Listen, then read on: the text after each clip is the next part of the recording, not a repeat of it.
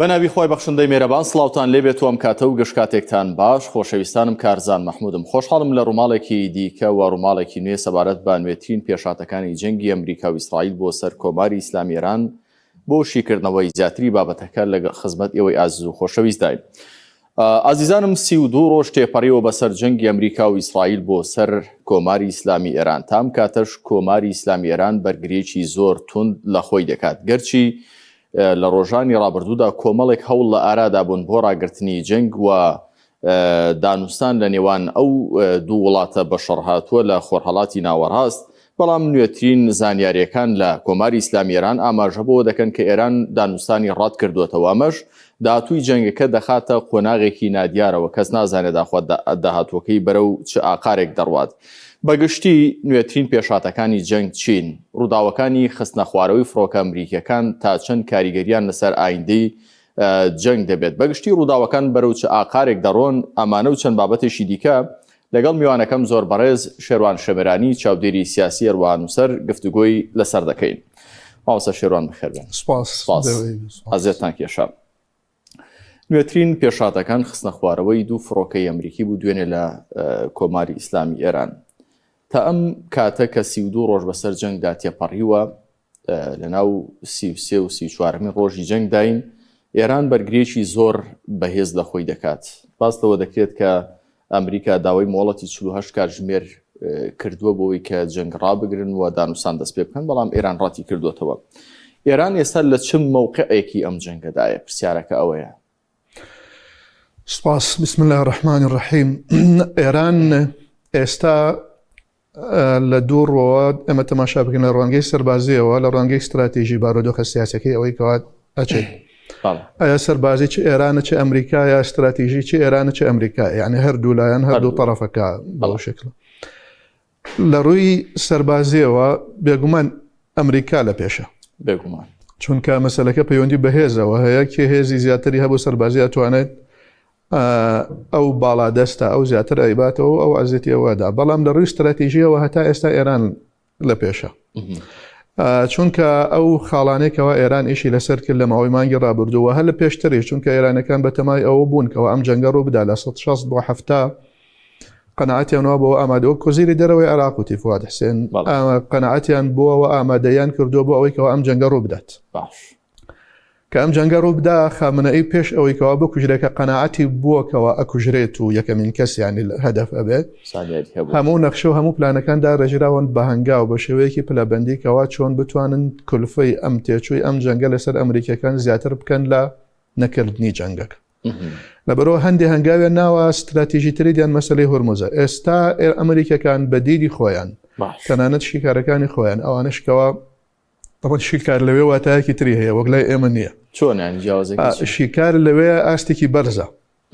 یعنی کەسێکە کەوا ڕاستەوخۆ مەسائل و معلوماتی پێ ئەدرێت تەحلیلیەکە عەقڵێکی قوڵی هەیە و دراوێژ ئەداب بە خاوەن بڕیار، وەک لای ئێمە نییە هەر کەس تاقەتی بوو ناوی لێ ئەندرێ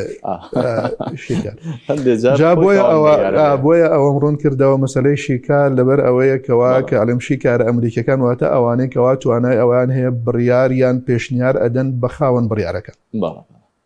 گویان لێ ئەگیرێ. ئەو شیکارە ئەمریکانە قەنەعەتیان وایەکەوا ترامپ ئێستا لە قەیرانێکی استراتیژی سیاسیایە لە بەڕێوەبردننی ئەم جەنگە. چونکە هەندێک پێشهاتی هات یان هەندێشتی توش بوو یان تەسەوری نەکردووە ڕوو بدات یان پێ ئەچێت تەسەوری کرد بێ ڕوو بدا، بەس لە پلانیان نەبوو بێت، چونکە قەنەعەتی نەبووەکەوە ئێرانیەکان ئەوەندا بەرگە بگرن و تەحملی ئەوە بکەن کات یاری لەسەر کات بکەن هەتا بتوانن بگەنە ئەم ئاستێکەوە هەیە. بۆیە ئێستا ئێرانەکان وردەورە تەماشاکەی کەم بەرەو ئەڕۆن. ئەوش عادەتی خودی ئێرانی هەروایە، نەفەسیان درێژە، بە لەسەر خۆ ئیشەکەن، پەلەیان نییە، ئەزانم تاکە گەلێکن کەوا باش مامەڵە لەگەڵ کاتاکەن، کات لە کاتی قەیرانەکانە پەلەیان نییە، قودرەتی چاوەڕوانیان زۆرە. بەڵام بەنسبەت ئەم جەنگەوە بە تایبەت کە ئێران لە ژێر جەنگی زلهێزترین وڵاتی جیهاندایە، لە ماوەی چەندەهی ڕابردوودا لە ژێر کاریگەری ئابڵوخە داراییەکانی ئەمریکاشدا بوو، قورسنی ئەم پش و درێژیە لەم کاتەدا بووی ئێران چۆن توانیوێتی خۆی بگرێت؟ ئێران خۆی ئامادە کردو بۆ ئەم جەنگە. بەڵێ خۆی ئامادە کردو بۆ ئەم جەنگە، یعنی نەخشەی بەتایبەت لە ساڵی ڕابردوو نەک لە ڕووی سەربازی خۆ ئامادەکردنی بالیستیەوە موشەکەکان و درۆن ئەمە ئەگەڕێتەوە بۆ تقریباً لە 1989 هەتا ئێستا ئێران موشک و بالیستی کە مەودا و دوور مەودای خۆی پەرە پێ ئەدا و گۆڕانکاری پێکە وەرەو پێشی ئەبە. ئەمەش لە بەرهەمی جەنگی ئێران و عێراقە. لەو کاتەوە ئەم قەناعەتەی بۆ دروست بووە. خاڵی دۆمیان لە ڕووی ئابووریەوە ئێران ڕاستە داڕماوە تا ئاستێکی باش، بەڵام هەمیشە ئێمە ئەزانی لە 150 بۆ 60 ئابووری ئێران لە ڕێگای بازاری ڕەشەوە لەژێر دەسەڵاتی سوپای پاسدارانایە، لە ڕێگای بازاری ڕەشەوە، نەک ئەوەی کەەوە حکوومەت ڕاستەوخۆ لە وەزارەتی دارایی ئەمانە لە ڕێگای لەژێر دەسەڵاتی پاسدارایە. شتێکیش هەیە لە مەکتەبی مرشیدی پێ و درێ مەکتەبی ڕابەری گشتی ئەویش خۆی بەخۆی داهاتێکی تایبەتی هەیە، پەیوەندی بە خۆمس و هەندێشتەوە هەیە. ئەمە وای کردوکەوە ئێرانەکان خۆیان ئامادە بکەن، بەڵام کۆتاییەکە ئەمێنێتەوەی چەندە بەرگە ئەگرن. ئەوەیە ئەپی ئەوترێ کامیان لە پێشە لایتەکە هەڵەکات و ئەڵێتەوە. باش ماوەستا شێروان، دوێنێ ترەمپ ئاماژەی بۆ کرد کە ئێستا ئێمە لەگەڵ یەکێک لە بەهێزترین وڵاتەکانی جیهان 32 ڕۆژە لە جەنگ داین. پێشتر ئاماژەت بۆ کرد کە ئەمریکا هەندێک جار بۆ ئەم ڕووداوانە خوێندنەوەکانیان تۆزێک ینی دقیق نەبوون. چۆن لەم قسەی ترەمپ لێکدانەوە دەکرێت؟ مەبەستی چییە لەوەی کە لە کاتێکدا زۆر جار دەیوت کە ئێران هیچ شتێکی نەماوە، هێزی دەریایی نەماوە، هێزی ئاسمانی نەماوە، ئەم قسانە بۆچی دەکە؟ ینی تەناقوزات نابینی لە قسەکانی دۆناڵد ترەمپدا؟ هەموو کەس تەناقوزات ئەبینێ، ئەزانێ قسەکانی دژبەیەکن. ئاخر کامیان ڕاستە؟ خەڵک بزانێ کامیان ڕاستە. من وا ئەزانم یەکێک لە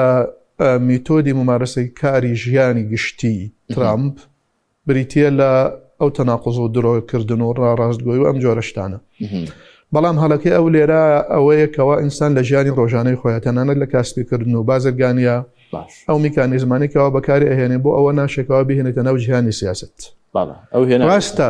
ڕاستە سیاسیەکان درۆنەکەن نازانن، یان ئیشەکان ناڕوە. ئایا درۆی ڕاستەقینەیە، خەڵەتاندنە، چاوەشەکاریە، کەموتنی ڕاست، هەرچیە هەر شتێکەیە چۆن ناوی لێ. بەڵام ترامپ زۆر زیاترە لە هەمویان، پێچێت شێوازی سلوکیاتی ژیانی بەو جۆرە بێ بە تایبەت ئەو لە بیری چۆتەوەکەوە ئەو سەرۆکی ئەمریکایە تا کە قسەیەک بکات حبەس قسەی بکە ڕاستەوخۆ وەک لێدوان نەقڵ ئەکرێت. ئەمە دوای ئەبێتە پێوەەر. بۆیە یەکێ لە ئەوانەی کەوا لەسەر ترامپ تەناقوزاتی ترامپ لە ئەمریکەکان خۆیان نووسی ویان ئەڵێ درۆکردن یەکێکە لە پێوەرەکان یان میکانیزمە پێوەریەکانی سلوکی ترامپ. یعنی تۆ ئەگەر بتەوێت ترامپ بپێوی هەسوکەوتی بپێوی ئەبێت درۆکردن بکەی بە یەکێ لە پێوەرەکان ڕێژەی درۆکردنەکەی چەنە، نەک درۆ ئەکایان نا. ئەمە ئیتر لەوانەیە من و جەنابەت بە درۆکردن دێت تێ بگەین. بەڵام لەوە ئەچێ هەندێکی شەوانەی زۆر لێ نزیکن ئەنان عادەتی وایە و ئێرانەکانیش لەوە تێگەیشتون کە ئەوەی ئەیڵێ ئەوە نییە کە ئەوەی بەکردەوە ئەیکا لەسەر زەوی. دوشتی جیاوازن زیاتر بۆ فشار. بۆیە زۆر مامەڵە لەگەڵ قسەکانی ناکرێت. ئێمە ئەگەر بمانەوێ بزانین ئەم ئاراستەی ئەم جەنگەی ئێستا هەیە بەرەو کوێ ئەڕوا، نابێ ئەوە بخوێنینەوە کە ترامپ چی دەڵێ، چی ئەڵێ، تەنانەت کۆشکی سپی ئیدارەکەشی هەمووی چی ئەڵێن، بەڵکو تەماشای ئەوە بکەین لەسەر زەوی چی ڕوو ئەدات. باش ئەوە ئاراستەی جەنگەکەمان بۆ دیارێت. مامۆستا شێروان، سەبارەت بە گەروی هورموز بەحرین داوای کردووە کە ئەنجومەنی ئاسایش کۆ ببێتەوە و بڕیارێک لەسەرکردنەوەکەی بدەن. ئەمریکا بە تەنها لەگەڵ ئیسرائیل پێتانوانیە ببن بەس گەیشتووە لەم پرسەدا و ئێران بووەتە ئەمری واقع لە گەروی هورموز؟ نە. چۆن ئەو پاشەکشەی ئەمریکا چۆن دەبینن لە کاتێکدا دەڵێ خۆ من زەرەر ناکەم لە هەناردەکردنی نەوت، وڵاتانی ئەوروپا زەرەر دەکەن کە نەوتیان بۆ ناچێت؟ ئەوە یەکێکە لەو قسانێکەوە هەموو جار ئەیکا. بەڵام ئایا ئیدارەکەی ئەوە قبوڵەکەیان، ئایا عقلی استراتیژی ئەمریکی ئەو هەڵسوکەوتەیان ئەو لێدوانانەی کەوا ترامپ هەم لێدوان ئەیدایان ئەو دیدێکەوە ئەوە لەسەر زەویا جێبەجێ بکە لێی قبوڵەکەن یان ناچونکە ئەوە لێدانێکی استراتیژیە، گورزێکی کوشندەی استراتیژیە لە پێگەی ئەمریکا لە جیهانە. کاتێکەوە تۆ حاڵەتێکی ئەوە بەجێبێڕی و دەست بکێشیتەوە بڕۆیتەوە لە وڵاتەکەی خۆتا دابنیشی بڵێ من کارم بەسەر ئەو ڕووداوە نییە نە بەڵام لە بەرامبەر ئەوەش چەندە ئەمریکەکان ئەتوانن کەوا گەڕووی هورمز بکەنەوە بەو شێوەیەکەوە ئەوان ئاەوێت چۆن ینی بەو شێوەیە ینی قورسە تۆ تازە ئێران لەوەی واقعەکی خوڵقاند بێ بێوێت لە دوای ئەم جەنگا هەر ئەو واقع بێت وێ لەگەڵ عمانە گەری هورمز بکەن بە دوو بەشەوە نیوەی بۆ عمان و نیوەی بۆ ئێرانەکان بەڵام میکانیزمێکدا بنرێ بۆ ئەوەی کەوا ئیدارە بکرێت لە کۆتایە ئەچێتە ژێر سەروەری ئێران چونکە عمانیەکان ناتوانن کەوا ئەگەر ئێران بیانەوە گەری هورمزدا بخەن عمانیەکان ناتوانن کە وەک چۆن ئێستا ئەمریکاش ناتوانێت عمانیەکان ناتوانن کەوا دژە ئاراستی ئێران بجوڵێنەوە ئەو لای خۆیان بکەنەوە بۆ ئەوەی کەوا کەشتی نەوتیان کەشتی بار هەڵگر لەوێەوە بڕوات نە بەڵام کردەیەکی سەربازی ئەوێ ڕێکەوتنێکی دیبلۆماسی ئەوێت چی ئەوێت ئایا جیهان فشارێکی وا لە ئەمریک ئێرانەکان بکەن کەوا لەو هەنگاوە پرسیارەکە لێرە بکە ناتوانانی ئێستا هیچ شتێک بڵێ ئایا باش بەرامبەر بۆ نمونە بەرامبەر ئەوەی ئێران تەوا واز لە پیتاندنی یۆرانیۆم بێنێ بۆ نمونەیان هێنی بکات لە بەرامبەرە هەموو سزە ئابوووریەکان لەسەر ئێران هەڵبگیرێن هەمووی ئایتر ئێران متمانە ئەکایانە ئەوە شتێکی ترە ئەکرێت لە بەرامبەری ئەوە ئەمیش بەبێ شەرگەری هورمز بکاتەوە واز لەوە بێنێکەوە بڵێ گەری هورمز سەروەریەکەی بەدەست منایە هەرچەندە پەرلەمان بڕیاری دەرکردوتەوە ئەم چەند ڕۆژەی ڕابردوو پەرلەمانی ئێرانی بڕیاری دەرکرد بۆ ئەوەی کەوا گەروی هورمز تازە بەشێکە لە سەروەری دەوڵەتی ئێران هەژمونی بەسەردا هەیە تەواو ئەمە ئایا لە ڕێگەی کردەی سەربازیەوە ئەمریکیەکان ئەم هەنگاوە ئەنێن لە ڕێگەی کردەی سەربازیەوە چۆن چەندی پێ ئەچێ یعنی ئەخر ئێستا ئەگەر ڕۆژی یەک موشک دوورمەودا بدا لە باخیرەیەک یان بتەقێنێتە بێهاوێتە گەروی هورمز بەسە بۆ ئەوەی کەوا قەیران دروستکە لە گەروی هورمزە یعنی ئەمریکەکان ئەڵێن ترامپ بوتوویەتی بە هەندێک لە جەنەراڵە سەربازەکانی ئێوە معقولە ئەم هەموو هێزتان هەیە ناتوانن ئێران تێک بشکێنن لە گەروی هورمزە یەکیکان پێوتوە ئاخر بە یەک بەلەم ئەتوانین بارۆدۆخەکە تێک باو هەر بە بەلەمێک بێتە ناو ئەو دوو ئاربیجی دوو گول لە بتەقێنە کەشتی ئەتەرسێ چونکە من بازرگانیە شتێک نییە کەواتەوە لەبەر ئەوە قورسە ناتوانانی ئێستا نەجەنابەت نە من نە کەسێکی تر دیاری بکات تازە داهاتووی گەروی هورمز چۆن ئەبێ ئایا ئەوەی کەوا ئێرانەکان ئەیانەوەی بیسەپێنن ئەوە ڕوئەدا یان ئەمریکەکان بە شێوەیەکی تر ماوەڵێ لەگەڵ ئێرانیەکان هەر لەسەر گەروی هورمز دوێنێ محەممەد باقر قالیباف باسی لەوە کرد کە ئێمە هەوڵ دەدەین کۆنتترۆلی گەروی بابولماندە بیش بکەین ینی با سابەی ئەو بێت گەروی هورمز تازە تەواو لە ژێر سەروەری خۆیاندایە ینی ئەم شەڕە پێتانوانیە لە بابەتی تەرکیزەکە لەسەر بابەتی ئەتۆمی لایدا و ئێستا بووەتە بابەتێکی استراتیژی ئابووری بۆ داهاتوو ئەوە بەشێکە لەو قەیرانێکەوە بێپلانی یان تەفکیرێکی ماجیکیانەی ئەمریکەکان ئەمەی خۆڵقاندووە یعنی ئەگە ناگەری هورمز خۆی لە خۆیان قەیران نەبوو ئێستا بۆ یەکێ لەو قەیرانە سەرەکیە جومگەیانێکەوە پێویستی بە چارەسەرکردن هەیە ئێرانیەکان کەم نین ینی گاڵتەکردن بە عەقڵی ئێرانی نابێت لە ئەم مەسەلە ترامپ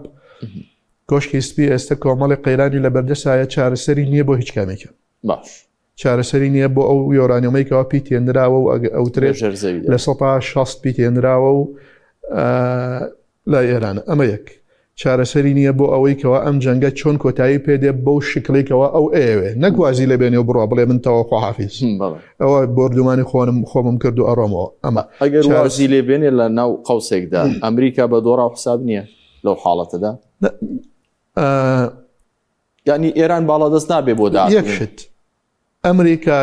ئێستا ئەوە مانگی تێپەڕیوە ئەو ئامانجانێکەوە لە سەرەتای ئەم جەنگەوە ڕێگەیان هیچی جێبەجێ نەکردو یعنی ئەگەر تۆ ئەو پێوەرە ئێستا ئەو دوای مانگێک و 4 ڕۆژ 6 ڕۆژە ئەگەر تۆ ئەوە لێک بیتەوە ئەوە ئەمریکا تا ئێستا سەرکەوتو نەبووە لە ڕووی ئامانجەکانەوە بەڵام لە ڕووی ئەوەوە ئایتر جەنگەکە بردومانێکی کردو و بڕاتەوە و تەواو لە ڕووی استراتیژیەوە ڕاستە زۆر هەڵەیە بەڵام دەرباز بوونێکە باش ئەتوانێت دوایی بگەڕێتەوە زۆر باشە بابەتێکی دیکە ماوەسە شێوان پرسی دابەشبوونی سوپا و ئەرتەشی ئێران لە کاتێکدا هەموو شارەزایان ئەوانەی چاودێری دۆخەکە دەکەن پیان وابوو ئێران بەرگەی ئەم دۆخە ناگرێ تووشی لێکترازان دەبێت و بەرەشی بەتایبەت لە نێوان سوپا و ئەرتەشدا بەڵام بە پێچوانەوە دەبینین لە ئەمریکا سەرۆکی دژە تیرۆر دەستگای دژە تیرۆر وازی هێنا باس لە سەرۆکی ئەرکان دەکرێت کە دوور بخرێتەوە جۆرێک لە دابەشبوون لەوێ دەبیندرێت ینی لە کاتێکدا چاوەڕوان دەکرا لە ئێران ئەم شتانە ڕوودەن دەبینین لە ئەمریکا ئەم شتانە ڕوودەدەن ئەمانە چۆنی لێ دەخوێندرێتەوە ڕاجایی یەک دروست نەبووە لە ناو خودی ئەمریکەکاندا نەک لۆبی ئیسرائیل کە نەدەبوو ئەمریکا تەداخلی ئەم جەنگی کرد بایە بەنسبەت ناوخۆی ئەمریکا نابێ گومان ڕاجایی هەر لە سەرەتاوە بووە هەر بووە ئەنی دموکراتەکان هەرگیز لەگەڵ ئەویان نەبوونکەوە لەگەڵ ئێرانە جەنگ دروست بێت تەنانەت هەمیشە قەناتیان بەوە بووەکەوە لە ڕێژایی لە ڕێگەی ئابوووریەوە لە ڕێگای دیبلۆماسیەوە لە ڕێگەی ئەنجومەنی ئاسایشونەتەوە یەکگرتوەکانەوە لەوێەوە فشار بکرێتە سەر ئێران بۆ ئەوەی کەوا ئامانجێکە ئەمریکا بێوێت یان ئەوەی کەوا ئێران پاشەک شەبکە و بچێتەوە ناو جوغرافیای سنووری جوغرافیای خۆی بەڵام ئەمریکەکان ئەمان بەس ئەمە ڕای جمهوریەکانە زۆرینەی جمهوریەکان هەتا ئێستا لە 170 هەندێکەڵێن 80 بۆ 90 جمهوریەکان 70 بوورە جمهوریەکان لەگەڵ ئەم جەنگیان کەوا پشتگیری ترامپ کرێ و قەناعەتیان وایەکەوە ئەمریکەکان ئیشی ترامپ ئیشێکی باشی کردووە بۆ لێدانی ئێران بەڵام لە 90 ماگاواتە ئەو ڕێکراوەی کەوا ئاڵێ ئەمریکا یەکەم کە ئەوەیە کە ترامپی لەگەڵایە و پشتی ترامپی گرت و لە هەڵبژارنەکانە وای کردکەوە ترامپی باتەوە تا ئێستا لە 90 هەر لەگەڵ ئەم جەنگان بەڵام کەلێنێکی تێبووە لە 10 وردە زیادە بێ بە ئەوەی کەەوە ئەم جەنگە هەڵێ ئەمە لەنا ئەمریکەکانە بێگومان ئەمە هەیە یان ئەمە شتێک نییە بشارێتەوە حاڵەتێکە بەڵام ئێران جۆرێکی ترە ئەوەی ئێران ڕژێمە ئێران ڕژێمە ئێران دەوڵەتی کەس نییە دەوڵەتی حزب نییە یعنی دەوڵەتێکی شخصی نییە کەوا تۆ بتەوێ وەگوت چاوەڕێ بوونکەوا بکرێت عەلی خامنەئی کوژرا و تەواوتر ئێران ڕووخا و کەسێک نییە و چونکە هەموو پەیوەستە بە ئەوە نانا ئێران عەلی خامنەئی لە 1989 هەتا ئێستا ڕابەری گشتی ئێرانە لەو کاتەوە هەتا ئێستا ئەوێت ڕژێم لە ئێرانە بکات بە ڕژێمێکی دەستگایی بەڵام بەو هێڵە ئایدۆلۆژی و سیاسیکەوە خۆی ئێوێ و سەرکەوتوش بووە بەڵگەکەی ئەوەیەکەوە ئێستا سەرکەوتوو بووە لەبەرەوە ئێران ڕژێمە تۆ ناتوانانی پێوەری پێوی بە وڵاتێکی ڕژێم یانی چی ڕژێم واتە بە کەسەوە پەیوەست نییە و بە هیچ دەستگایەکیشەوە پەیوەست نییە بەڵکو یەک زنجیرەیەکی ڕێکستنی هەرەمیە لە یەکەمین کەسەوە هەتا خوارەوە هەمووی ئەرک و ماف هەمووی بە تەواوی بڵاو بۆتەوە تەشەنەی کردووە بە یەک فکر بە یەک ئایدۆلۆژیا بە یەک هێڵ بە یەک سیاست بە یەک دید و ڕوانین و بە یەک ستراتیش بەو شێوەیە ڕژێمە و سروشتی ڕژێمیش ئەوەیە کەوا زۆر قوڵە بە تایبەت لە ئێرانە زاڵە بەسەر دەستگاکانی دەوڵەت حکوومەت ئابووری کۆمەلگا و لە سروشتی ڕژێمیش ئەوەیە کەوا بەس لە دەسەڵاتە بمێنێ و نەڕوخێ بە بەردەوام کەسایەتی سیاسی تەولید ئەکا ئەبێت یعنی بەردەوام دروستی ئەکات و ئەبێت ئەوە درێژە ئەکێشێ لەبەرەوە ئەگەر تۆ چاوەڕێ بیت ئێران باشان ئێران خۆی بە شۆڕشێکی هاتۆتە سەرکار چۆن ڕێگا ئەدات کەوا ئەوەندە قوڵ نەبێتەوە لە ناو گەلی ئێرانە تا شۆڕشێکی بەرپا بکرێ بەرامبەری خۆی بە هیچ شێوەیەک جارێکەکە ڕێگا بەوە ناداکەوە ئەو ئەزمونەی خۆی ئەنجامی دادش بە شاپ هەلەویەکان ئێستا بەرامبەر بە خۆی جارێکەکە دووبارە بێتەوە ئەو پێوەرە ئەو تێڕوانینی ئەمریکەکان منوازانم مەسالەکە تەنها یان ئەوەیە کە ترامپ بەسەر کێشی خۆی کردوویەتی یان ئەوەی ئاتیمادی کردووە لەسەر دەستگای هەواڵگەری مۆسادی ئیسرائیلی و خەڵەتان دویانە ئەمیان بەهێزتر نیەوەی دووەمیان چونکە بەشێک لە دیموکراتەکانیش بەشێک لە دیموکراتەکان پێیان وایە ئەمریکا ئێستا لە دۆخێکی زۆر شەرمەزاریدایەکە دوای ئیسرائیل کەوتووە لە پلانی هێرشکردن بۆ سەر ئێران هەنی جۆرێک لەو خوێندنەوەی لە ئەمریکادایە بۆچی دەبێ بۆ نمونە ئیسرائیل بڕیار لەسەرەوە بدا کە ئەمریکا بەشداری جەنگێک دەکەیاننا هەنی لۆبی ئیسرائیل کاریگەری نەبوو لەسەرەوەی کە ئەمریکا دەست بەم جەنگ بکات ئەوە بابەتێکی فراڕەهەندە ئەگەر لە بنچینەوە لێکی بینەوە ئەوە یەکەوە ئاسایشی ئیسرائیل بەشێکە لە ئاسایشی ئەمریکا جەنگاندن لەگەڵ ئیسرائیل واتە جەنگاندن لەگەڵ ئەمریکا ئەگەر بتەوێت لەگەڵ ئیسرائیل بجەنگی ئەبێ ڕاستەخۆت و ئەمریکا بێنێتە پێشچاوی خۆت تۆ لەگەڵ ئەمریکا ئاجەنگی نەک لەگەڵ ئیسرائیل و غەزەش دەری خست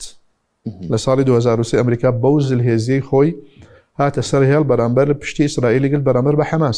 حەماس نە دەوڵەتیش بوو تەنها حرەکەیەک بوو ئەڵێن 40-50-60 هەزار نازانی ئەوەندە چەکداری هەبوو و ئەو پەڕێکەی ساڕوخێکە کە هیچی ناپێکە مەگەر ڕێکەوت لەبەر ئەوە مەسئلەکە ئەبێ ئێمە ئەگەر بە شێوەیەکی بنچینەیە بۆی بڕوانیت ئەوەیە لە دوای ئەوە بەڵام ئایا هەموو ئامانجەکانی ئیسرائیل و ئەمریکا یەکن نابێ گومان یەک نین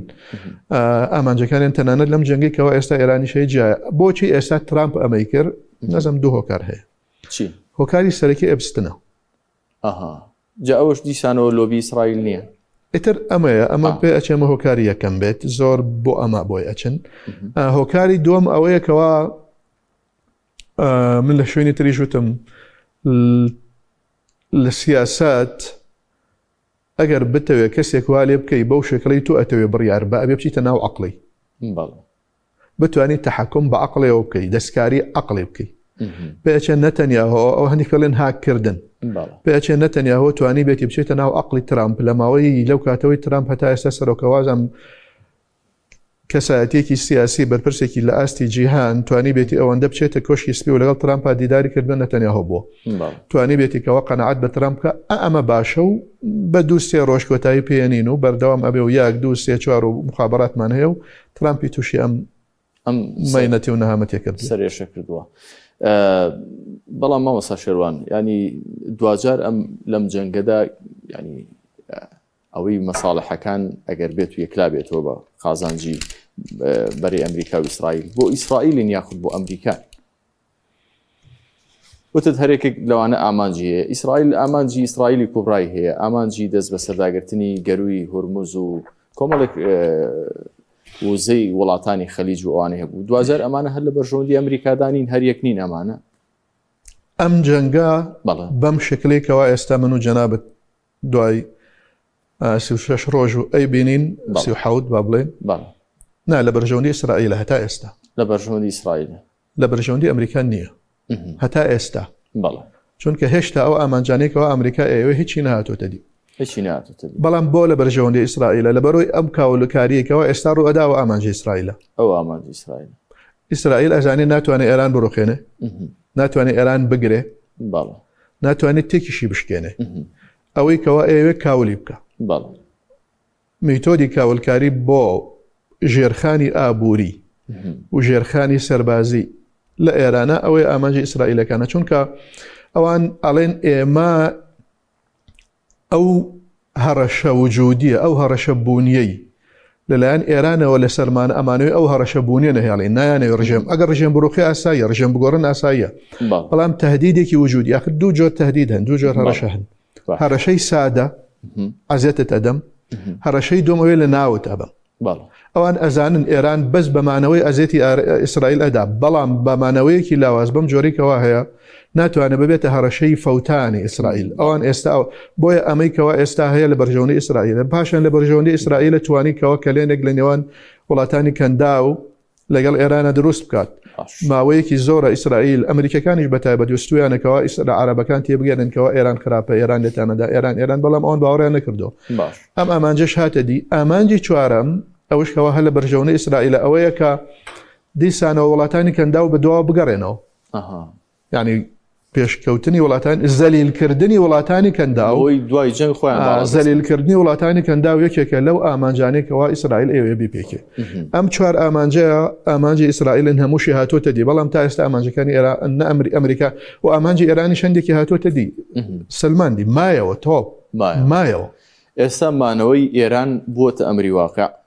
تەواو ئەمریکا و ئیسرائیل لە ڕوخاندنی ڕژێمی ئێران ناومێت بوون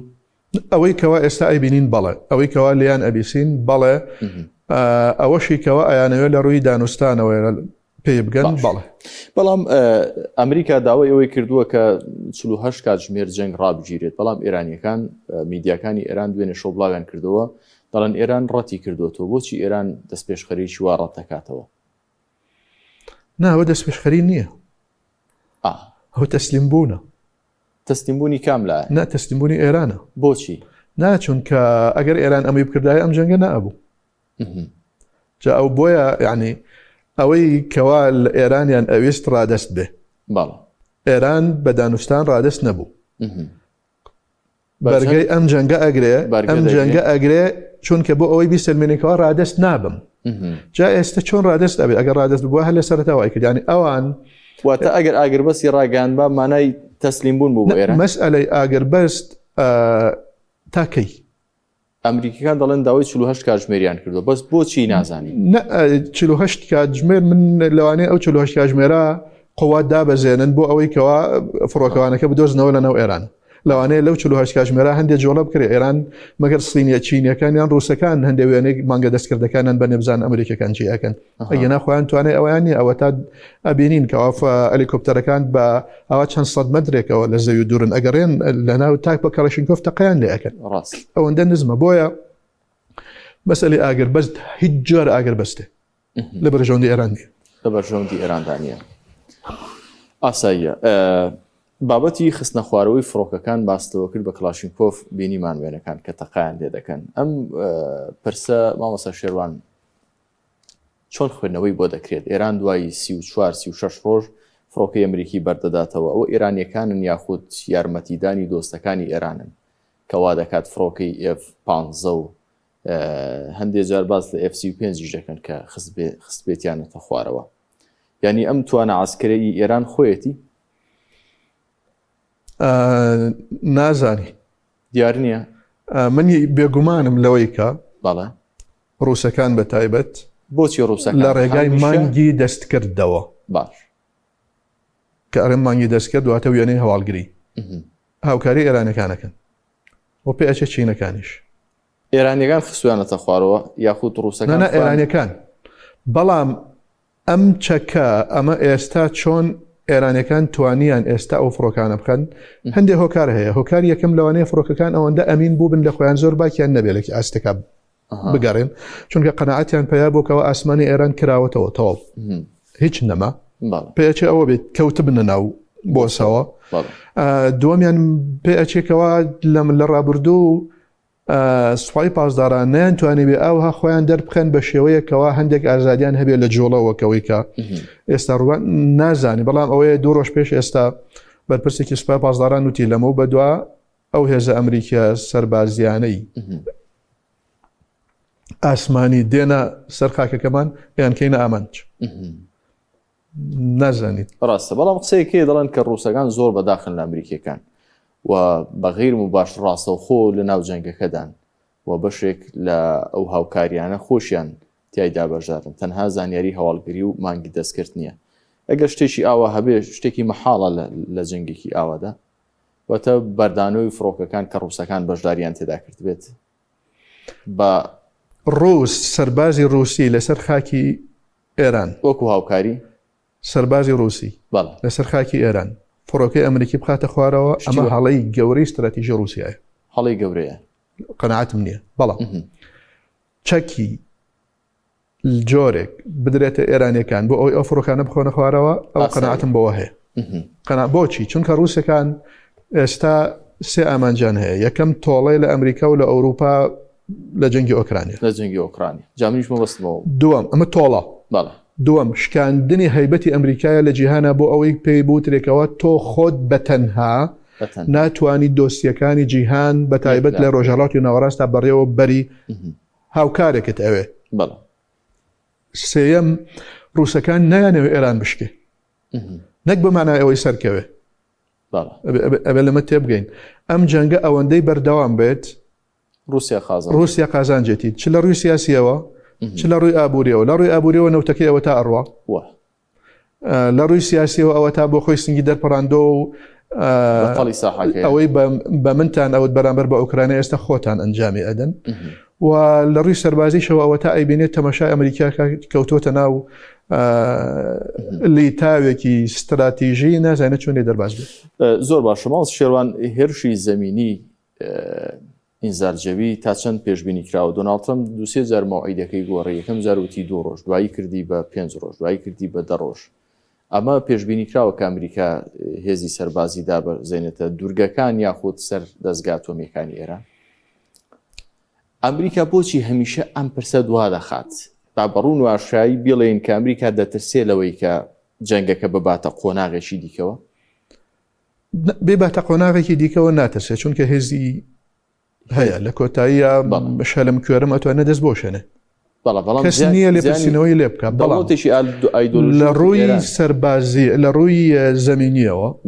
دوو حاڵەت هەیە حاڵەتی یەکەمیان چاوەڕوان ئەکرێ بەڵێ چاوەڕوان ئەکرێ بۆچی یەکەم ئەو ئامادەکاریکەوە ئێستا لەسەر زەوی ئەکرێت ئەوە دوو ڕۆژ پێش ئێستا 10,000 سەربازی کەی نارد کە بوون بە ڕێژەی سەربازەکانی ئەمریکا لە ناوچەکە ئێستا بۆ بە 50,000 ئەمە هەموو ئامادەکاریەکان و فرقەی 822 مجەوقەلە ئەوەی کەوا بە ئاسمان دێت تا ئیشی تایبەتی گرتنی شوێنێ و کشانەوەیە ئەمە خاڵی یەکەم خاڵی دووەم میزاجی ترامپیش ئەوە ئەخوازێ یعنی تحمل با نەک بڵێم ئەوە ئەخوازێ بەڵکو تحملی ئەوەکە و ئەوەی لێ ئەخوێنرێتەوەکەوە ئەو جۆرە کارە بکە مجرد باسکردنی بەڵگەیە لەسەر ئەوەی کەەوە ئەو نێتە هەیە ئەویستی گریلاندی کەنەدا بەرێ ئێستا ئەگەر مێنێتەوە جەزیرەی خارک من بە دووری نازانم بەڵام ئەمە ترسی زۆر ئەهێنێتە ڕێگای سوپای ئەمریکا لە ناوچەکە ترسی لە جەزیرەی خارک بەردومانکردنیە آخر ئەوێ ئەمریکا تام لە حەزەیە 12 چەند دەلەوێ ئەمێننەوە چەند هزار سەربازیان پێویستە یعنی کە تۆ بتەوێ بچیتە جەزیرەی خارک ئەبێت چەندەها کیلۆمەتریش لە دەرەوەی جەزیرەکە لەژێر دەسەڵات تابێ بۆ ئەوەی کەوا هیچ نەبێ گەرنتی ئەوە بکەیتەوە هێرشی بەرامبەرت ناکرێتە سەر هێرشی زەمینی بەڵام ئایا ئەتوانی لە هێرشی ئاسمانی بیان پارێزی ئێرانیشی چییە هەر بۆ خۆی هەر ڕۆژی 8 درۆن و سەرباز هینیان ئەکا لەوێ درێژە بەش پاشان ئایا ئەمە ئەبێتە مای ئەوەی کەوا گەڕووی هۆرموز بکرێتەوە چونکە دوشتی گیان یعنی ناتوانێت گەڕووی هۆرموز لە پێش ئەمەوەیە چ لە پێشی بێت چ لە پاشی بێت ناتوانێت بەس ئەوەندە هەیەکەوە یەک کاریگەری ئەبێ کاریگەریەکەی لەسەر ئێران ئەوەیەکەوە فشارێکی وای لەسەر ئەکەکەوە کاتی داخستنی گەڕووی هۆرموز کەم بکاتەوە یعنی فشاری کات لەسەر ئێران ئەکا لەوەی کەوا ئێران چاوەڕێ بێ ساڵێکێکی ئەم جەنگە بکە ینی فشارێکی کات زەقتێکی کاتی لەسەر بکە کاتەکەی لەسەر تەنگ بکاتەوە وای لێ بکە کەوا زیاتر ماماڵە بکە بەس ئەمەش ئەمێنێتەوە سەر ئەوەی کەوا بتوانێت بە بەردەوام ئەم جەزیرە داگیر بکە و تیا بمێنێتەوە هی ئەو بێزاڵ بێ بەسەری ئەمریکا دەتوانێت ئەوە بکە بە بەردەوام لێ بمێنێتەوە ئەوە ئەمێنێتەوە لێکەوتەکەی لێکەوتەکەی لە ڕووی زەرەری ئابووریەوە لە ڕووی سەربازیەوە لە ڕووی مرۆییەوە چەندە گەلی ئەمریکا بەرگەی ئەگرێت باش پرسێکی دیکە هەر لە سەبارەت بە گەروی هورموز کردنەوەی گەروەکەیە داواکاریی وڵاتی بەحرینە بۆ ئەنجومەنی ئاسایش 5 وڵاتە هەمیشەیەەکە داوا دەکات کە هەوڵێک بدەن کە گەروەکە بکرێتەوە بۆی کە زیانی زیاتر بە اقتصادی جیهان نەگات ئەمە داواکاریشی باوا بڵێین عەقڵانیە بە تایبەت رووسیا و چین و فەڕەنساش لەم ماوانەی ڕابردوودا لە پرسی ئۆکرانیا ئەمریکا زۆر گاڵتەی حتا دوێنێش دۆناڵد ترەمپ گاڵتەی بە سەرۆکی فەڕەنسا کردووە پێتان وایە بێنە ژێرباری ئەوەی کە بڕیارێک بدەن وەکو ئەنجومەنی ئاسایش لە مەساڵحی وڵاتانی کەندا و ئەمریکا و ئیسرائیلدا بێت قەناعەتم نییە لەوانەیە فەڕەنسا بگۆڕێ فەڕەنسا داخە چۆن داخێکە مەسلەی بۆ بە مەسلەیەکی کەسی نێوان ترامپ و ماکرۆن و فەڕەنسا ئەوەیەکەوە ئەو دەموچاوی ئەوروپا بێت لە سیاسەتی نێودەوڵەتیە ینی داڕێژەری سیاسەتی ئەوروپا بێت لە ڕووداوە نێودەوڵەتیەکان بۆیە ترامپ ببوورە ماکرۆن هەمیشە خۆی نمایشەکە بە تەلەفۆنکردنیش بێ خۆی نمایشەکە فەڕەنسا نمایشەکە بۆ ئەوی پێ بوترێ ڕۆڵێکم هەیە ئەی بینم ئەکرێ بگۆڕێکرێ دەنگی بۆ نەدا دەنگی پێنەدا و ڤیتۆش بەکار نێنێ بەڵام چین و رووسیا نەخێر پۆرچکاندنی ئەمریکا لە ئەنجومەنی ئاسایش ئاواتی ڕووسەکان و ئاواتی چینەکانە ئەمە چین لەوەتی ئەگە ئەمە بەشێک لەم شەڕە لەگەڵ ئێرانە نەوتە بەشە نەوتەکەش ئەو ئامانجە چین ئابووری چیم ئامانجە بەڵام ئایا بەحرین بۆ ئەم هەنگاوی نام ئەوە ئەمریکا جێبەجێ ئەەکەن ینی بەحرین نا وڵاتانی کەندا نا ئەمریکایە ئیسرائیل هەر کامێکیان بێت ینی طبیعین ئەو پێشبینی دەکرێت بەریتانیا هەڵوێستی چی بێت ئەگەر لەسەرم بەریتانیا ئەگەر ئەنجومەنی ئاسایش بڕیار بدا بەریتانیا لەگەڵ بڕیارەکە بێ لەگەڵ دەبێت ئەی بۆچی لە داواکردنی هاوکاری ئەمریکا نهاتە پێشەوە بۆ ئەو هاوپەیمانی ئەمریکا داوای دەکرد وەکو ناتۆ یاخود وەکو بەریتانیا کێرسامەر چەندین جار داوای کرد باسی لەوە کرد کە بەرژەوەندی اقتصادەکانی ئێمە لەم شەڕەدانیە ناین بەشداری ناکەین بەڵام وەکو ئەنجومەنی ئاسایش چۆن بەشدار دەبێت ئەوە دوو شتی گیان ترامپ داوای هاوکاری سەربازی ئەکا ئەنجومەنی ئاسایشیش فشاری یاسایی ئاشتیانی نێودەوڵەتیە بەریتانیا لە پێرێ نزیکی 30 وڵاتی لە ڕێگای دانیشتنێکی سەتەلایتیەوە با بڵێن ئۆدیۆ ڤیدیۆ کۆکردەوە بۆ ئەوەی کەوا میکانیزمێکی ئاشتیانە لە چوارچەوەی یاسا نێودەوڵەتیەکانە دابڕێژرێت هەتا گەڕی هورمز بکرێتەوە ئەمە بابەتێکی ترەوە ئەنجومەنی ئاسایش ئەگەر ئەو بڕیارە بە بابەتێکی ترە و هاوکاریکردنی ترامپ بۆ جەنگێکەوە پرسی بە کەس نەکردو ئەڵێ من چوومەتەم جەنگۆ وەرن با بڕۆین هەرنا ئەوە دوشتی جیاوازن و بەنسبەت ناتۆ بۆ ئەوە دروست نەکراوەکەوا لە دەرەوەی خاکی خۆی هێرش بکات ناتۆ بۆ ئەوە دروست کراوە کە بەرگری لە خۆی بکە بە گوێرەی ئەو پەیڕەوایی کەوا پەیڕەوەی ناوخۆی کەوا ناتۆ هەیەی وە لە تەنها لە کەناری یان لە محیتی ئەتڵەسی و دەریای سپی ناوەڕاستە زیاترنا. باسی فەڕەنسات گوتت پێدەچێت کە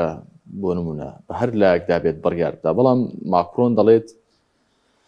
پێویستە لە دەرەوەی ئەمریکا و چین هاوپەیمانێکی نوێ پێک بهێنرێت کە سەر بە هیچیان نەبێت پێتانوانی ئەمە ڕۆحی ئەم ئاڵوزیانەی لە خۆرهەڵاتی ناوەڕاست هەیە چارەسەری ئەم کێشانە دەکات ئەم شەڕانەی کە لە خۆرهەڵاتی ناوەڕاست هەیە هەمووی قوربانی نینە وڵاتانە لە نێوان ئەو کێبڕکێ ئابووری و ئاسکەری لە نێوان چین و ڕوسیادا هەیە پێشنیارەکەی ماکرۆن پێشنیارێکی عەقڵانی نییە بۆ کۆتاییهێنان بە کێشەکانی خۆرهەڵاتی ناوەڕاست چۆن لەم ئەوە ئەگەر بچینەوە بگەڕێنەوە بۆ مێژوو ئێمە پەیماننامەی وارشۆمان هەیە ناتۆ لەگەڵی کێتی سۆڤێت